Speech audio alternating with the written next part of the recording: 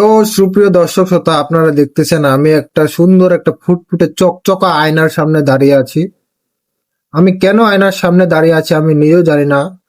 তারপরে দাঁড়িয়ে থাকতে থাকতে হুট করে যখন বসলাম, তখন দেখলাম আমি একটা সেলুনে চলে আসছি। সেলুনে আসছি, আস্তে আস্তে বসে আশেপাশে দেখার পর দেখতেছি, ও উমা, এটা কে? এ তো দেখি আমাদের অ্যামাজন ফায়ার। ওয়াও! ছেলেটি লাজুক লাজুক চোখে আমাদের দিকে তাকিয়ে আছে, দেখুন।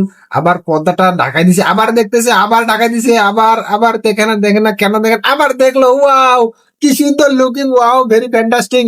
वाह वाह वाह वाह, क्या मुस्कुराहट है! वाह!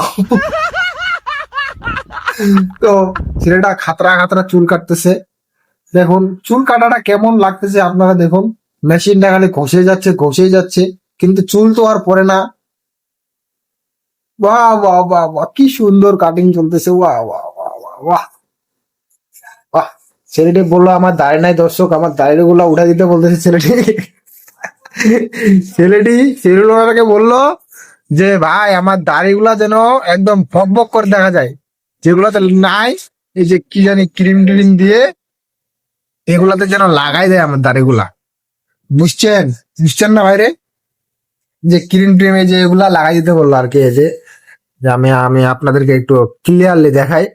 এই যে দেখতেছেন, এই যে এগুলাতে দাড়ি নাই, ফাঁকা গুলাতে, এইগুলাতে আর কি মানে লাগাই দিতে বলতেছে, মানে এই যে এই যে আমার মতো না, এই যে আমার মতো করে দিতে বলতেছে দাড়িগুলো, বুঝছেন না?